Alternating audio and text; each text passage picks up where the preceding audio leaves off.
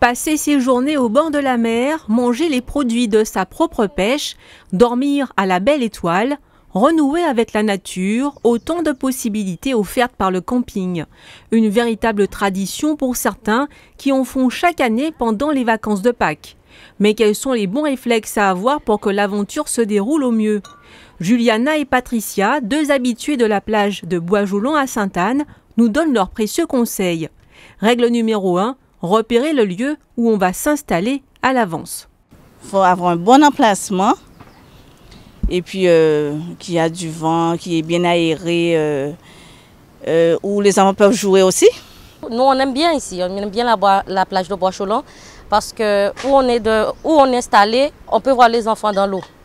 Et comme ce n'est pas une mer qui est vraiment agitée, donc c'est meilleur pour les enfants. On marque notre territoire avec une bande, un fil. Voilà.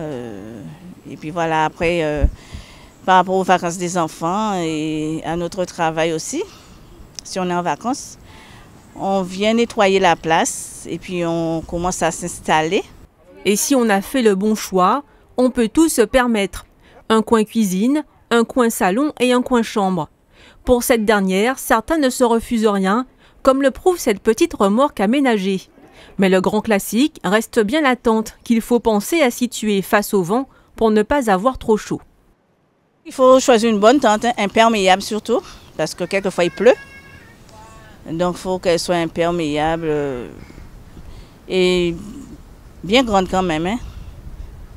Bien espacée pour être à l'aise. On prend les tentes qui se déploient assez vite.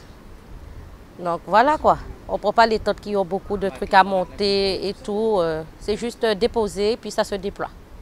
Pour la cuisine, si vous n'avez pas envie de vous essayer au bon vieux feu de bois, il y a le réchaud à gaz.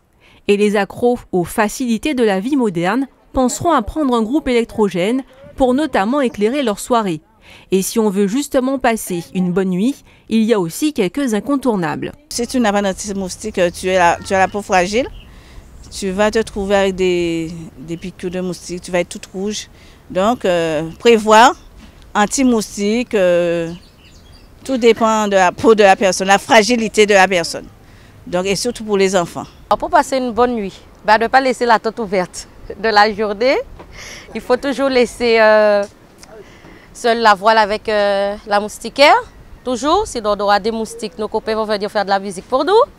Et bien sûr, pensez à s'équiper pour l'hygiène et les appels de la nature. Un WC chimique, si possible. Donc c'est essentiel. Et ici, la maison n'est pas loin. Donc on peut aller à la maison.